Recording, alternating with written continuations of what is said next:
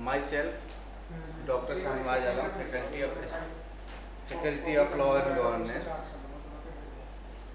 Today we will discuss about the method of calculation of price elasticity of demand. In previous lecture, we already discussed about the percentage method, and today lecture we will discuss about the expenditure method and geometric methods. Expenditure method. Under the expenditure method, generally we check the direction of price and total expenditure. What is total expenditure? Total expenditure is the multiple amount of price and quantity of commodity. Okay, that means total expenditure is P into Q, where P is the price of the commodity and Q is the amount of commodity. Okay, when we can show the expenditure method with the help of this diagram. When price increases or decreases, but there is no any change in total expenditure, are called unit elasticity of demands. Okay, when price is increases or total expenditure is decreases, vice versa, that means price and total expenditure move opposite direction, are called elasticity, more elastic or elasticity greater than 1. When price and total expenditure move with the same direction, that means price increases, total expenditure also increases, price decreases, total expenditure also decreases, the condition of less than unit elastic demand or inelastic demands. Okay. Now, geometric methods. Geometric methods generally divided in two parts: point method and arc method. Point method used for the calculation of price elasticity of demand when demand curve is a straight line. We can calculate the price elasticity of demand each and every point. For example, we can measure or calculate the price elasticity of demand at point M, at point A, at point P, at point B, and at point M. Okay.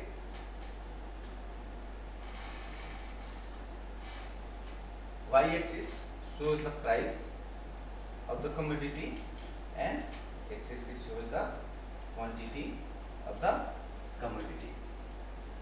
Suppose elasticity of demand at point P.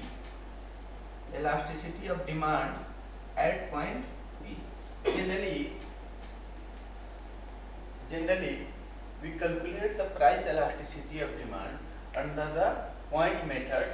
Point formula of point method is lower segment divided by upper segment. Lower segment divided by upper segment. Suppose you want to measure the elasticity of demand at point P. At point P, lower segment is Pn and upper segment is Pn. If Pn equal to Pm, if Pn equal to Pm, then elasticity of demand is 1. That means unit elasticity of demands. Suppose you want to measure the elasticity of demand at point A. At point A, lower segment is An, lower segment is at point A, lower segment is An, and upper segment is Am. We see that the An is the more than An, then elasticity of demand is n is more than m, then elasticity of demand is greater than 1. That means the more than unit elasticity of demand. Suppose we want to measure the elasticity of demand at point P. At point P, lower segment is Bn and upper segment is Bm. We see that Bn is lower than Bm. Bn is lower than Bn. Then elasticity of demand less than 1. That means less than unit elasticity of demand or inelasticity of demand. Suppose I want to measure the price elasticity of demand at point P. At point P, lower segment is Mn and upper segment is 0. That means we getting the value infinity. Okay, that means the condition of perfect elastic demands. When demand is continuously changes, when there is no any change of price of the commodity. Suppose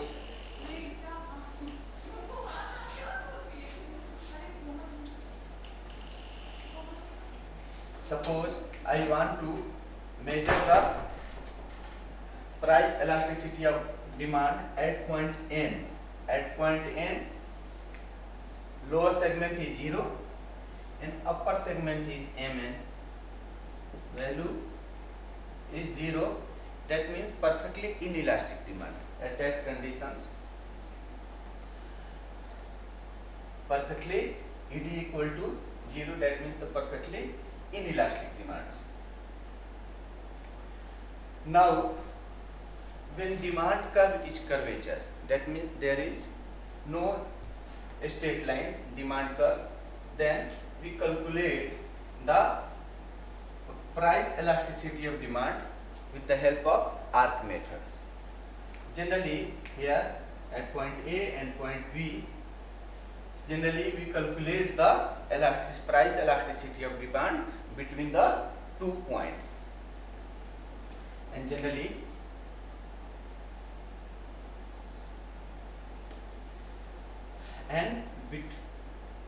gap between A and B are called arc. Therefore, we called arc methods. Arc method, generally we calculate the price elasticity of demand change Q divided by change P into original price plus new price divided by original quantity plus new quantity. Okay. Now we discuss about the three methods: percentage method, expenditure method, and geometric method. Geometric method also divided in two parts: point method and arc method. Which method is more suitable for the calculation of price elasticity of demand? Percentage method, expenditure method, or geometric method? Before going to discuss the which method is suitable, we discuss about what are the needs of a study of price elasticity of demand. Okay. Generally, we discuss